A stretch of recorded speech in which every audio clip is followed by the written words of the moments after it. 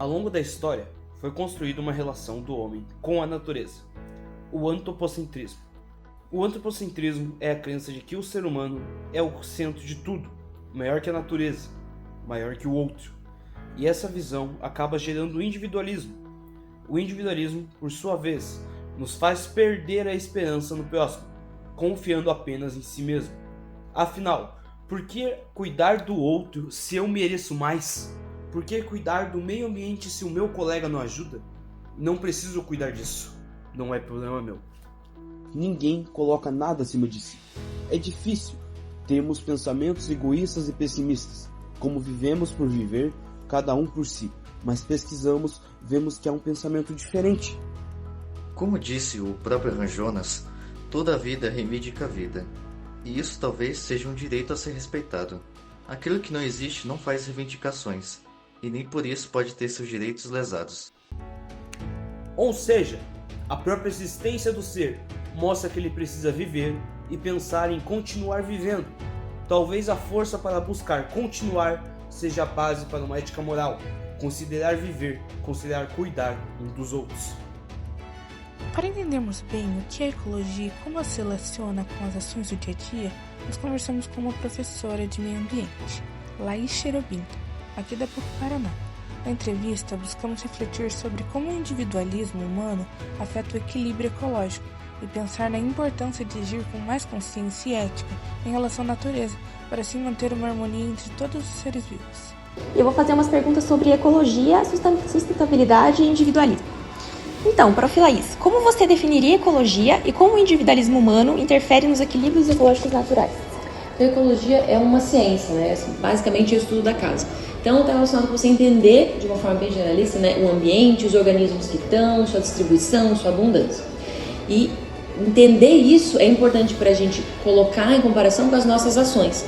Como que esse contexto todo, nesse planeta que a gente vive, que nós somos uma única espécie nesse meio todo, a gente consegue entender que as nossas ações elas estão bem desmedidas em relação àquilo, a manutenção desse equilíbrio, né? Porque não é um equilíbrio constante, é um equilíbrio dinâmico, porque a gente tem aumento de populações, diminuição de populações, que são processos naturais, mas as nossas ações elas estão tão fortes, tão impactantes, que tá pesando demais, então essa balança ela tá bem desequilibrada.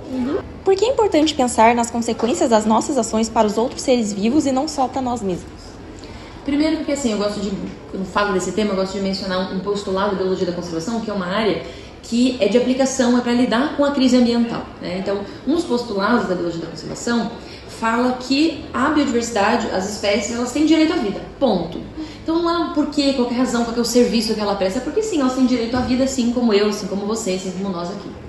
Então, por que a gente deveria se preocupar? Porque sim, é a resposta mais tranquila. Mas a gente pode colocar até como artifício para convencimento de instituições, para conseguir verba para conservação de espécies, para manutenção, é porque as espécies, como a gente falou, né, elas fazem parte de um equilíbrio, então elas têm funções ecossistêmicas. Essas funções podem ser de polinização, de manutenção do clima, de dispersão de sementes, então elas têm uma importância que também é uma importância para a nossa espécie. Você acha que o medo de destruir a natureza pode nos ajudar a cuidar melhor do meio ambiente? Eu acho que sim, eu não acho que é a melhor forma. Porque o medo não é uma coisa importante para a manutenção das diferentes espécies, então a gente tem medo, a gente se cuida para fazer as nossas ações, as nossas escolhas. Mas acho que não deveria ser só por esse caminho. Tanto que quando eu vou falar de meio ambiente, eu não gosto de ficar o tempo todo dizendo, olha, esse será o fim da nossa espécie. Porque às vezes gera um desconforto, e dependendo da pessoa, esse desconforto, esse medo, ele paralisa. Então pode ser um caminho para algumas pessoas que falam assim, não quer saber, eu vou cuidar disso, isso vai ter uma consequência para mim, para minha família, para as pessoas que eu sou próxima. Então pode ter. Mas eu acho que principalmente uma motivação da importância do nosso papel nesse ecossistema deveria ser mais estimular. Não sei se é o único caminho, mas é um dos caminhos. Por que o desejo de progresso e conforto individual pode se tornar um problema para a sustentabilidade do planeta?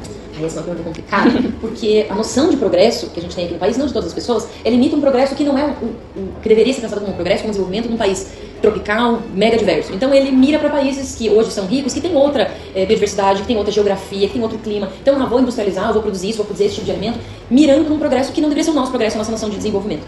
Então eu acho que um caminho, talvez um pouco utópico, mas eu acho que a utopia também nos ajuda a pensar, o que é desenvolvimento, o que é progresso para o Brasil, para o brasileiro, o que é? Aí a gente mirar para isso, que é conectar com, talvez, com o turismo ecológico organizado, produção de alimento diverso com espécies nativas. Porque sim, eu também gosto de conforto, todo mundo gosta de conforto, né? Então, a nossa espécie está isso, é cerebral, é instintivo, é aprendido também. Mas como fazer isso a partir daquilo que é riqueza para um brasileiro, para uma brasileira? Então, acho que esse é um dos caminhos. O individualismo não é só sobre o eu, é sobre o quanto o eu pode afetar o nós, e se a nossa obrigação é também com aquilo que está fora de nós, com a natureza, com o que vive e existe ao nosso redor. A ética precisa deixar de ser apenas antropocêntrica. Nenhuma ética antiga nos preparou para esse papel de guardiões, e a própria ciência muitas vezes esquece que há algo de moral em preservar o que nos cerca.